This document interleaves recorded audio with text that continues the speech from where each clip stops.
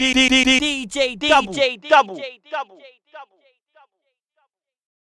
DJ Double here, and today I'm sat with one of my favourite MCs, and without a doubt one of the most consistent in the UK. Man like Frisco in the building. Facts. What's good? Nothing but facts, man. How are you, brother? I'm good, man. I'm good. What's cracking? I'm alright, bro. It's good to be sat down with you again for another conversation. Yeah. When was the last time? British Nights, I think. What's that? 2 years? British Nights. That was 2014, cuz. No, it's since then. Then it's definitely since then. Might have been System Killer. System Killer, yeah, it was. Yeah, System Killer, which was 2016. Yeah. 2 years, bruv. Mm-hmm. It's nice to see the consistency. How important is that consistency to you as an artist? It's everything, really, because if you're not consistent, then you're not relevant, and if you're not relevant, then you're not making no money. Mm-hmm. You know what I mean? So really, it's everything, but not aside from the money. It's important, man, because there's so much new artists and new music coming out every 5 minutes. So it's not like before where, you know, your fans will just wait for you. They will wait for you, but yeah, in the meantime, they're going to be fucking with everyone else, which is cool, but it's easy to take time out and come back and not fit in. Or not even fit in. Fit in's the wrong word. But your music might not connect straight away. Do you get what I'm saying? So I try and stay in the loop with every generation and every phase of the music, basically. You get me? Every phase and every stage of the music. Yeah. So, you know. Has there ever been moments where you kind of just been tempted to like punch the cheat code in and do like reach out for a mainstream collaboration and try and get into that chart success? No, I wouldn't call it a cheat code. And to the second part of your question, trying to get into the charts, I've never ever made music to try and get into the charts ever. Mm-hmm. To answer that part of your question, but the first part of your question, no, I've always been the type of artist that can do other stuff. It doesn't necessarily always have to be on a 140 BPM. Yeah. Do you get what I'm saying? So, and it's not a big surprise to people when they see me jump on a remix with Kojo Funds or do you get what I'm saying, or a song with Shaka, or you know what I mean. I've done so many different, and it comes through in my style of MCing anyway. Like when you hear me MC over a grime beat, it sounds like Frisco, and when you hear me rapping over when you're rapping, yeah, it still sounds like Frisco. It doesn't sound like he's trying to fit on this beat. Yeah.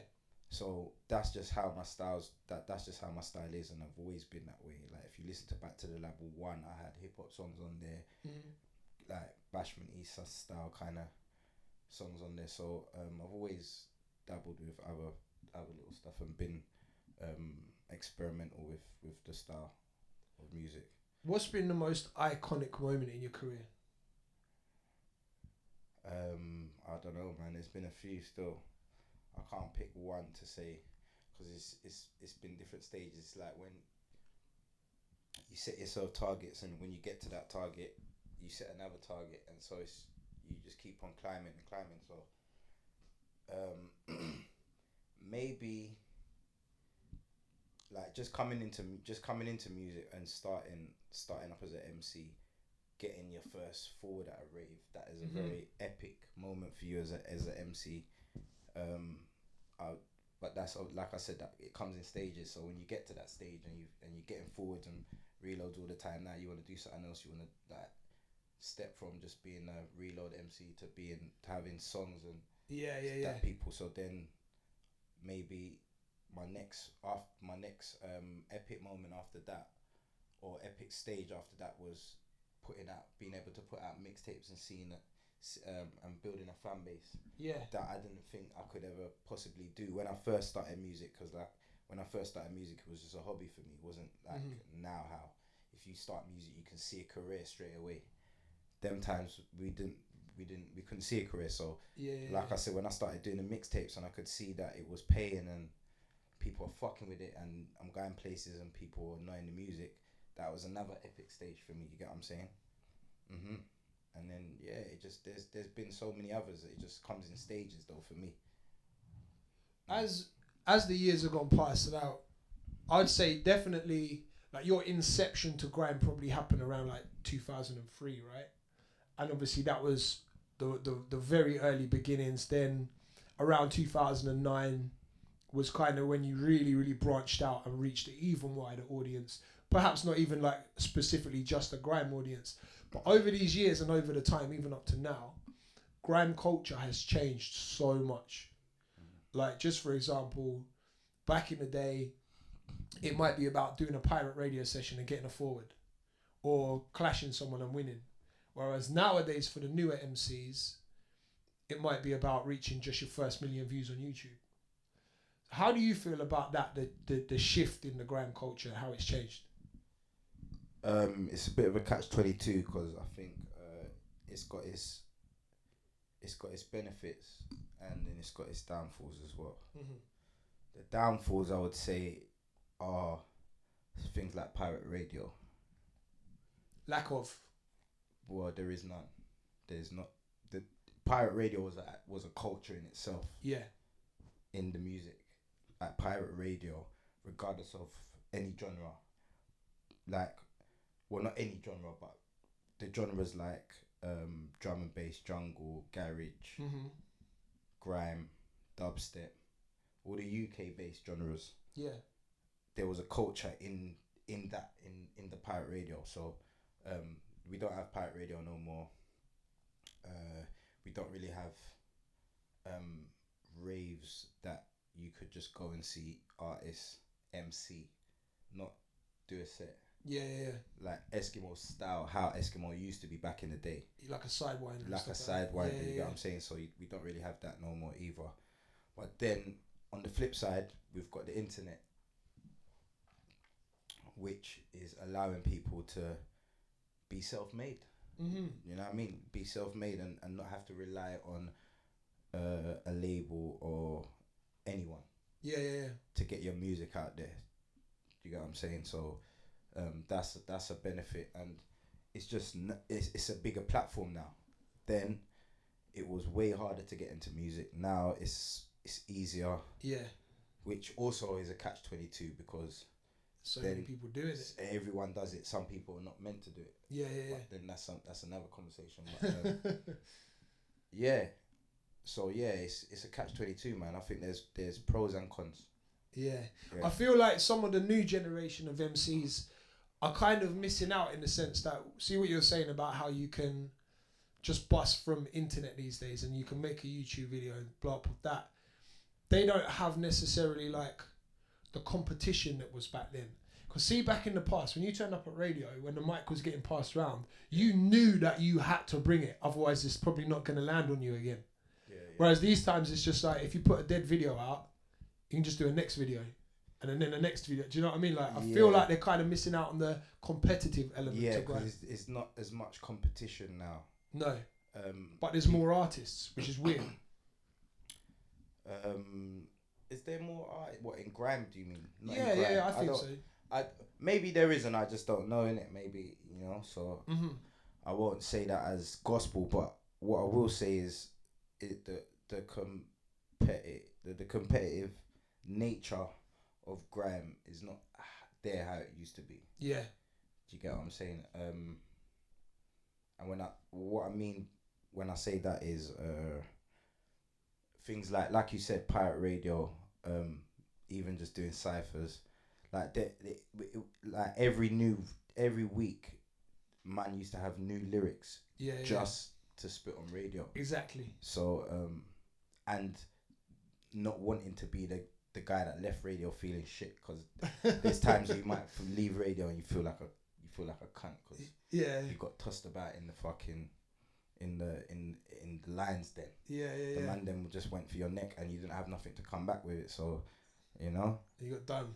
And that alone will make you feel shit. That alone, that feeling is not a nice feeling as an MC. So you'll go home and write bars and make sure, right, the next time I go radio, it's on. This wasn't for a mixtape. This wasn't for a song. This wasn't. That's the thing. None of it was documented. So, it was literally whoever was listening and whoever was in the room. Yeah, and it was very spontaneous. So you knew what would happen. Man used to mob sets and just turn up at radio, and it was crazy. Have you ever had the ambition to be signed to a major label? Because I know obviously Boy Better Know as a label and Boy Better Know as a camp is like, that's a pillar in grime, you know. I mean, what Boy Better Know does is you know, it's unquestionable. But I just wondered, had you ever had the ambition to move onto a major label where there's a team around you and, you know, they're kind of throwing money into certain projects and stuff? Has that ever been something you've aspired to do? Early, I'd say maybe earlier on in my career, before I knew the business properly. Mm-hmm. Yeah, like I think most artists, if they're honest, maybe bar one or two would agree with me when I say that when they first start music, anyone would like to have a big machine behind them. Yeah. Yeah, but like I say, once I learned the business and learned how this thing really goes, and managed to build my own team, I might not have the backing what a major label would have, but the grind and the hustle, I love it. Yeah, I love it. I love being hands-on and doing stuff. Obviously, I don't do everything by myself.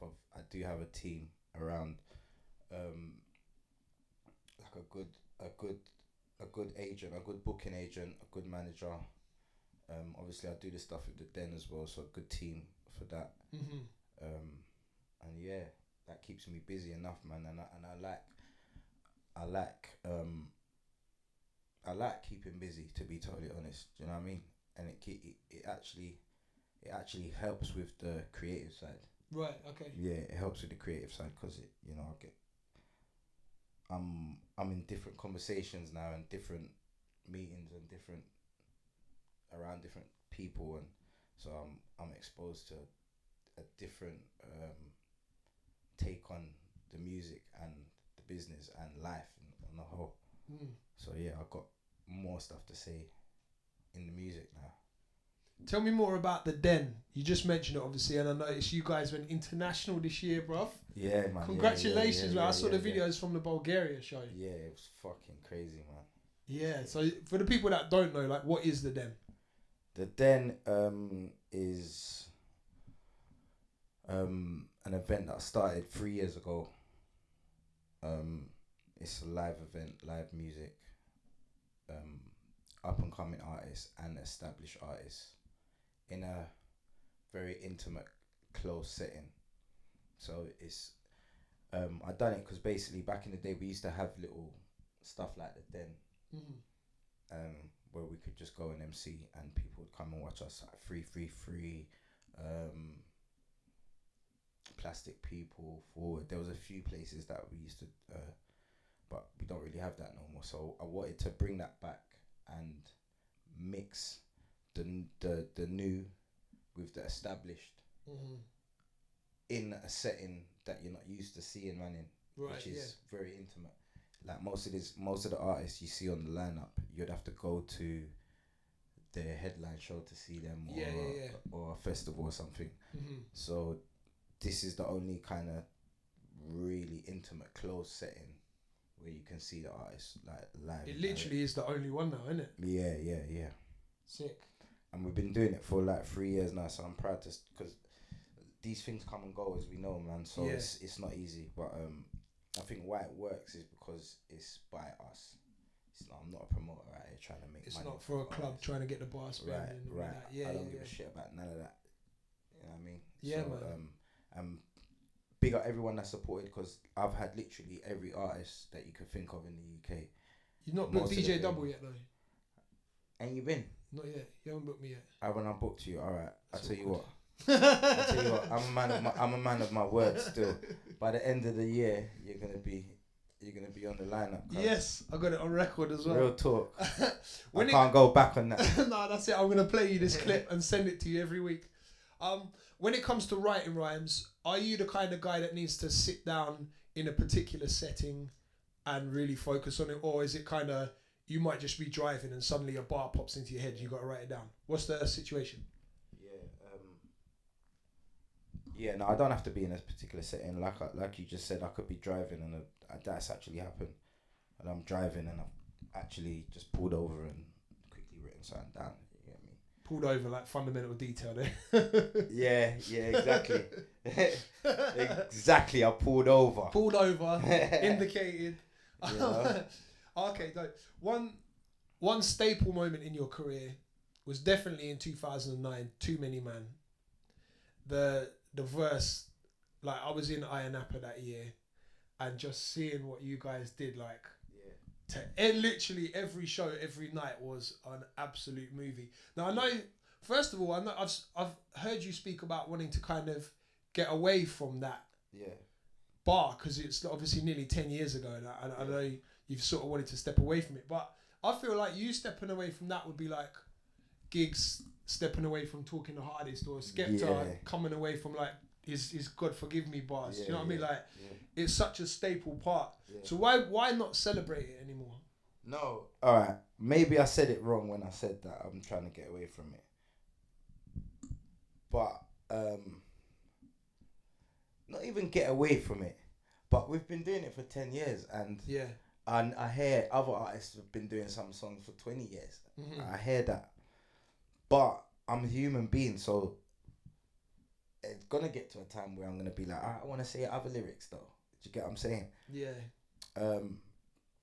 And a lot of times, like I've said before, a lot of times when we do the set, Too Many Man, it's not a guarantee that we're gonna do that tune. Do you know what I mean?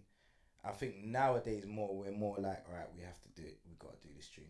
Everyone's here. Like we might as well do. And for the takeover, Jamie done he revamped it. He put a different beat behind it. So it's like it's a hype. It's like it's a new hype. So yeah, it's all good though, man. It's all good, you know. With the original beat, I noticed it was 130 BPM.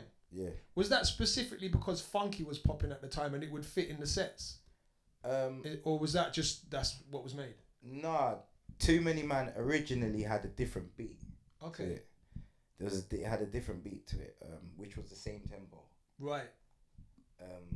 It wasn't a funky tune, but it was more of a tribal kind of beat. It fitted with everything that was going on at that time. Yeah, the original beat I'm talking about. Right. Excuse me. The original beat was like more of a tribal kind of beat. The beat was cold, don't get it twisted, the beat was sick, but we need for the song, we knew what we had, so we needed more of a up tempo. Yeah. Still had the party element to it because of the tempo and the sounds that Skep used, but it was we done that because obviously we wanted to make it more lively in the dances. It did the job, bro. Oh shit! Right, back to the Lab Volume 5. The reason we're sat down on the couch today. Very, very dope project, bro. 18 pieces, no fillers. Yeah. Is it your favorite project so far? Actually, let me ask you a different question. Is it the best project so far? Because you might be holding on to our older one as your favorite for various reasons, but is it the best one? I think lyrically it's the best one because obviously I've evolved since my last thing. Anything you put out, it should be better than your last. So lyrically, I'd agree. Production wise, personally, I think this is definitely probably it's for me. It's up there with Volume 2 because I've always said Volume 2 is one of my favorites, and British Nights and System Killer. But System Killer, I love System Killer as well. Like I can't really pick, to be totally honest. But maybe if I had to pick, I could pick two maybe, which would be Back to the Lab 5 and System Killer. Okay. Did you have expectations leading up to dropping this project? Like, was it kind of focused around you want to hit X amount of streams or this many sales, or was it just to feed the fans? Just to feed the fans, man. And last year I said I'm going to do Back to Lab 5, so I had to stick to my word. What differentiates the series, the Back to the Lab series? What makes it different to the other projects that you had put out, British Nights, System Killer, etc.? System Killer was, British Nights was a concept, my concept EP. So it had a mood flowing throughout the whole project. Yeah. System Killer was more of it took longer and it was more over a space of time. And that was an album, right? And it was an album. System Killer was an album. British Back to the Lab is a mixtape. Yeah. So Back to the Lab's more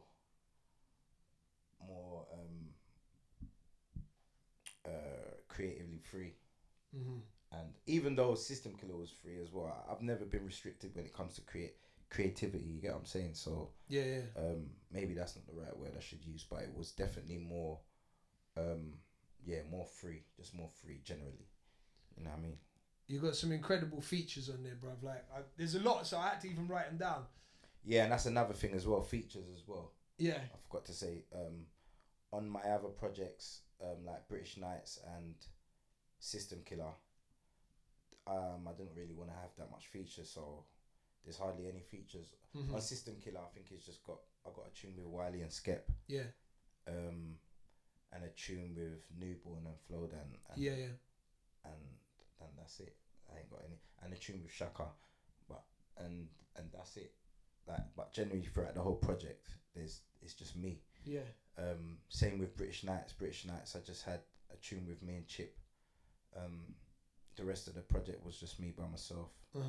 But the mixtape, Back to the Lab, if you check all of the volumes, I've always had. There's always been the features there. Yeah, there's always been features. So, you know, on this one, I had to kind of stick to that. And there was people that I wanted to work with as well. You got Tiggs. That's another dope record, man. Feature, yeah. Big up Tiggs, the author. That big up Show and Proof on the production as well. He made that. He kind of orchestrated that. Yeah. Yeah. Very bad guy producer. Big shout to Show and Proof still. You got Chip, P Money, Prez T. Yeah, that song, ICU with Wiley, Prez T and P Money. Yeah. Produced by Splurge Boys. So how that song came about was I was at the Splurge Boys studio doing music, and we started that song, and I just put a 16 line to it, and then it was just there for like months and months. Yeah. While I was working on other stuff, and then I sent it to Wiley because I could hear Wiley on it. Wiley sent his verse back. Prez T came and put a verse down to it as well, but didn't have a hook. Right. And for the life of me, I couldn't, even though it had the sample in it, I see you, I had that in it already, I couldn't think of a chorus. I was stuck I just couldn't think of a chorus. I couldn't work with the way the sample was. It was like I was glitching. For the life of me, I couldn't do a chorus. I tried maybe 3 different ones and I didn't like them. Yeah. And then P Money put his chorus down, and I always say this in interviews. I got to big up P Money because it was perfect. The chorus on that, it was perfect, and I would never have thought to do that. And it as it's quite simple, it's quite basic, but for some reason I couldn't find it. I couldn't find that pocket, but. It's a hook, man. Sometimes it takes another someone person else to help out. Yeah. And that's another good part about being a good artist. You got to know when to say, all right, maybe this I can't. This is not for me. Maybe Yeah. Try and, you know what I mean. Outsource it. Yeah. An unexpected one with Malogo.